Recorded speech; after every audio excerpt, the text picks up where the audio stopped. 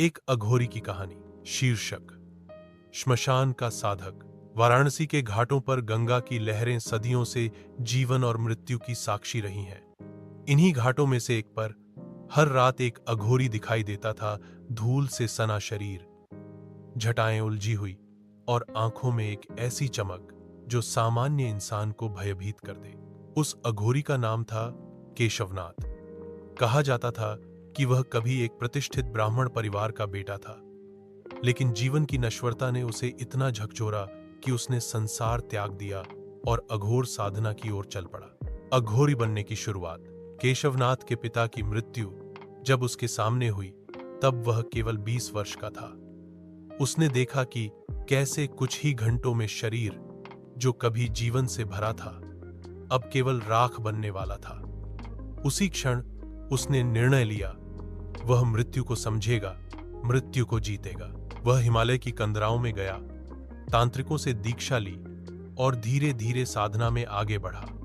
उसे सिखाया गया कि अघोरी वह होता है जो संसार के हर डर को स्वीकार करता है, चाहे वह श्मशान हो, नरकंकाल हो या स्वयं मृत्यु। श्मशान की साधना। केशवनाथ वाराणसी लौट आया। हर रात वह मणिकर्णिका घाट के श्मशान में बैठता, जहां चिताएं जल रही होती, और वह वहीं ध्यान में लीन रहता। लोग कहते थे कि वह चिता की राख शरीर पर लगाकर साधना करता था। एक रात एक युवक चुपके से उसे देखने चला गया। उसने देखा केशवनाथ एक अधजली चिता के पास बैठा कुछ बुदबुदा रहा था। युवक डर के मारे कांप गया, लेकिन तभी केशवनाथ ने आंखें खोलीं और कहा, डर वहीं होता है जहां मोह होता है। जब मोह छूट गया तो श्मशान भी साधना स्थल बन जाता है। अंतिम रहस्य। लोगों का मानना था कि केशवनाथ ने मृत्यु को जीत लिया था। एक दिन वह घाट पर नहीं दिखा। खोजबीन के बाद उसके स्थान पर एक शिवलिंग मिला, ठीक वहीं जहां वह हर रात बैठता था। आज भी लोग मानते हैं कि वह अघोरी शिव के स्वरूप में समा गया। सीख।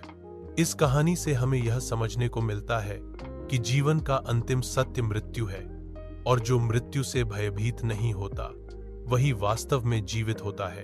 अगर आप चाहें तो मैं इसे और विस्तार में या बच्चों, बड़ों के लिए उपयुक्त शैली में फिर से लिख सकता हूं।